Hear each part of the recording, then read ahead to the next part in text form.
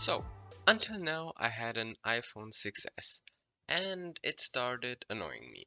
So I bought myself a Poco X3, so an Android phone.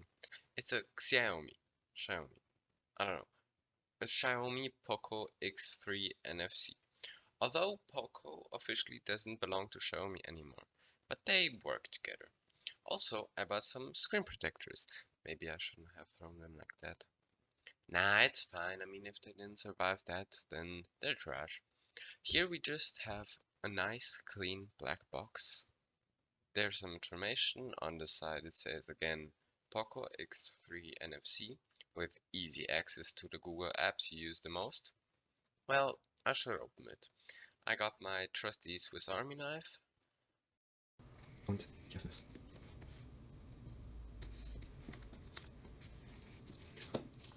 Let's open it. I have to admit, this stealthy black box is really growing on me. Well, it's not as satisfying as it should be. Come on. It looks a bit like it's made by Corsair. First, let's look into this little box. A SIM ejector tool, some instruction, a case. Yes, you get that at 200 bucks. You can also see the camera cutout. Some other paperwork. Ta-da! A simple, clear case. It has a dust cap, a headphone jack, speakers and microphone, another mic, and some antennas. Let's lay it aside. Now we have the phone. There's still stuff left, so let's look at that first. We have a 27-watt charger, although this smartphone is capable of 33-watt fast charging, and a nice white USB-C cable. Oh my gosh, these red accents! Is there something else here? Where's the tattoo? Wait, what? There should be a tattoo. And some stickers here. Well, I did some research and it looks like not in every country you will get a sticker. This is sad. Here we have a small spec sheet of the most important things. A Snapdragon 732G, a 120Hz Full HD Plus display. It's plus because it's 20 by 9 aspect ratio, not 16 by 9. 6.67-inch display. It's a chunky boy. A 64 megapixel main camera and a massive 5160 milliampere battery with 33-watt fast charging.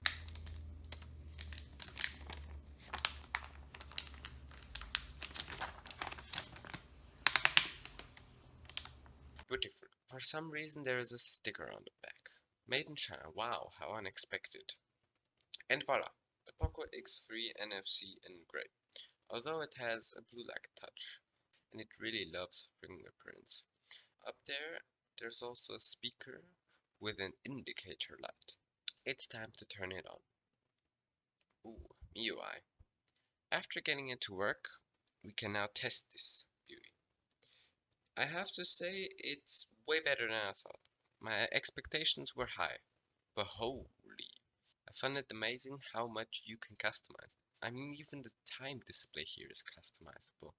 If we swipe right, there's the Me remote and the flashlight. Let's first look at the cameras. 64 megapixel, 30 megapixel ultra wide, 2 megapixel macro and 2 megapixel depth.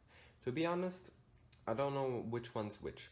But if we go now in the camera app, we have the normal mode, we have a 2 times zoom, and we have a 0.6 ultra wide.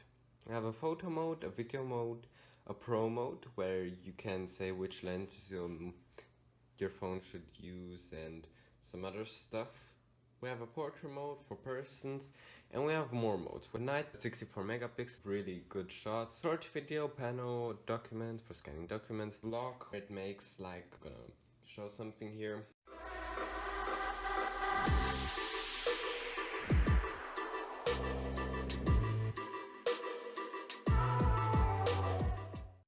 Slow motion, time lapse, dual video, where in the same time the back camera and the front camera are used, and we can swap it. Long exposure, clone mode. Up here we have settings, which aspect ratio, which camera, we can use the macro, we can put some movie frames, the flashlight, HDR, and the AI. Like if you take a lot of pictures of cats, then your smartphone recognizes cats and knows how to make photos of them.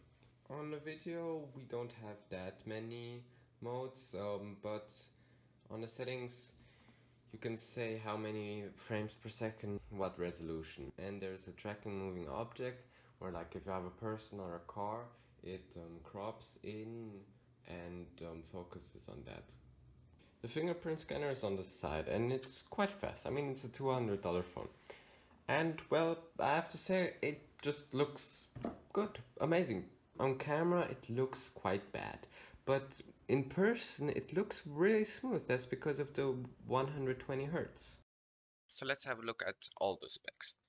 It's, as said, it's a 6.67-inch display, Full HD Plus, HDR10 120Hz and a 5160 mAh battery, 33 watts fast charging, although the included charger is 27, a Snapdragon 732, 6 gigs of RAM, 64 or 128 gigs of ROM, dual speakers, a headphone jack, status LED and an IP53 certificate. All these specs lead to a nice all-round phone.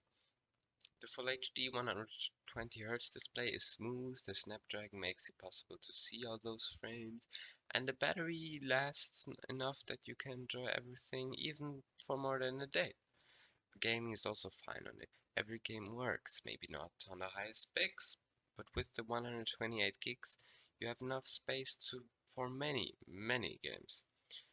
The MIUI and the Poco Launcher really do give a nice touch to it all, and it's so easy to customize all of it. Look at the normal versus a cyberpunk skin. It's just a few clicks away.